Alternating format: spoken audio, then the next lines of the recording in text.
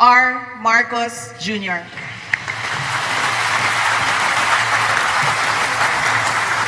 Maraming salamat sa ating pangalawang Pangulo at kalihim ng Department of Education, Sara C. Duterte. Thank you, Inday. Please sit down.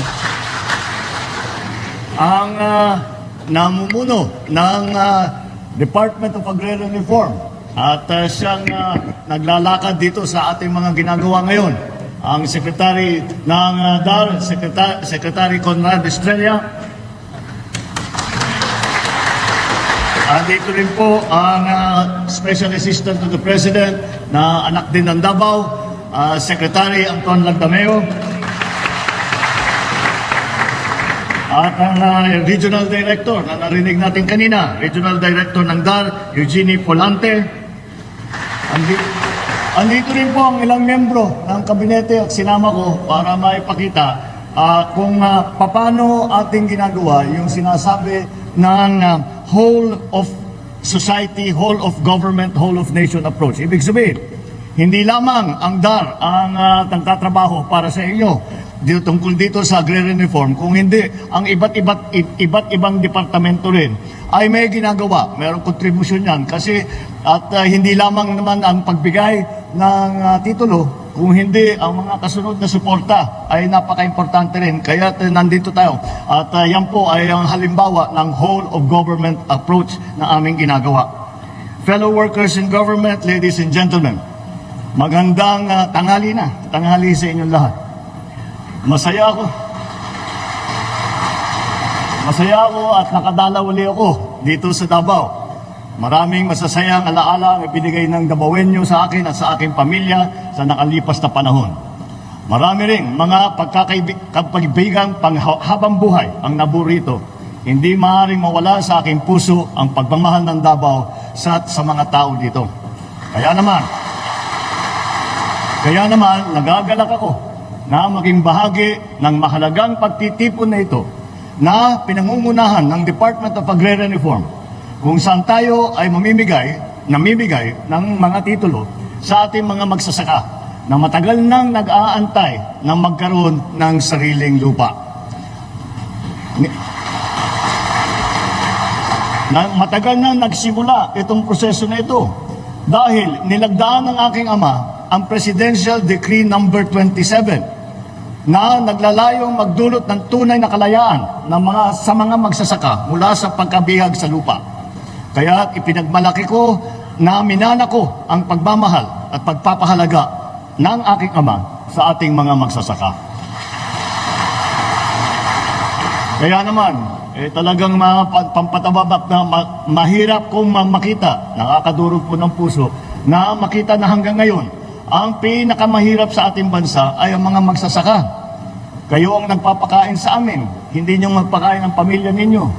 Kayo nagpapakain, nagbubuhay sa buong Pilipinas, sa lahat ng mga Pilipino. Ngunit ang tulong na nanggagaling sa ating pamahalaan, nanggagaling sa ating lipunan, ay napakaliit naman. Kaya ito ipapalitan natin. At hindi na tayo papayag na ang pinakamahirap na hanap buhay ay ang magsasaka. Mahirap naman talaga. Kahit anong gawin natin, mahirap na magsaka. Kaya kailangan ng tulong ng ating mga magsasaka, ang lahat ng tulong na maibigay ng pamahalaan at ang pribadong sektor kasama din dyan. Ang lahat ng tulong na maibibigay ay ibibigay namin para naman ay masabi natin maganda ang maging hanap buhay ng ating mga magsasaka.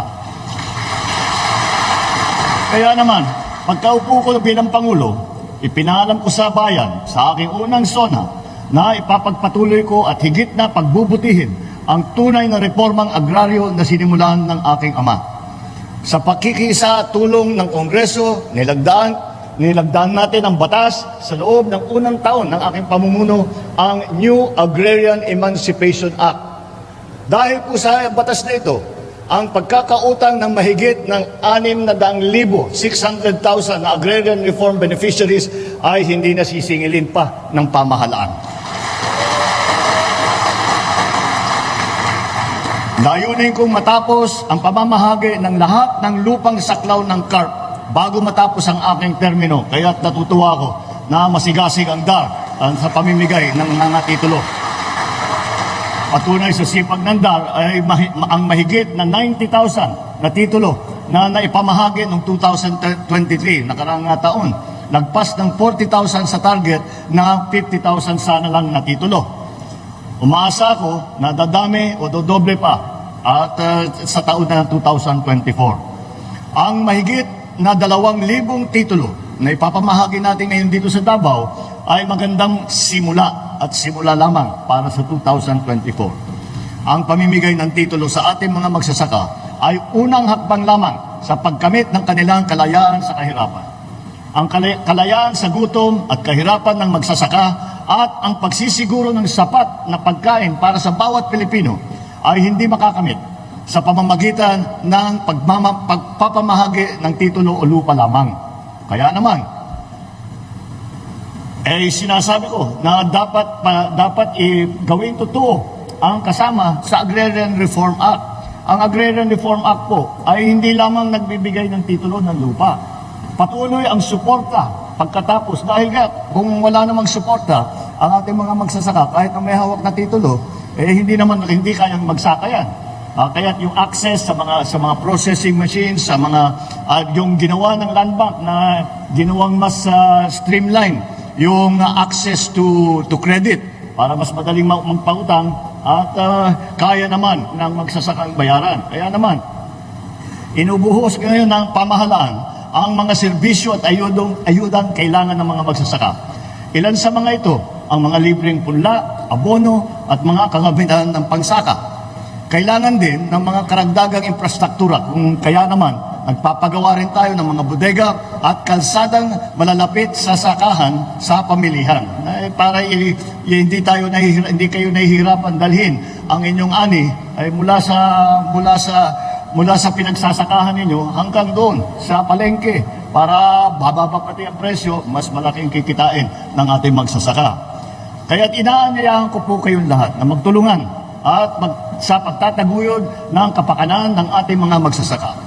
Tulungan natin silang makaahon sa kahirapan at mapaunlad ang kanilang kabuhayan sa pamamagitan ng mga makabagong pamamaraan mula sa pag-aararo, pagtatanim, pag-aani hanggang sa pagbebenta sa merkado. Sama-sama at kapit-bisig po tayo sa pagpapayabong ng agrikultura ng bansa sa pagkamit ng mas masaganang bukas para sa ating lahat, para sa lahat ng Pilipinas. Sa aking mga minamahal na Dabawenyo, daghang salamat sa inyong patuloy na pakikiisa at sa ating pagsulong tungo sa bagong Pilipinas. Maraming salamat po. Magandang tanghali po sa inyong lahat.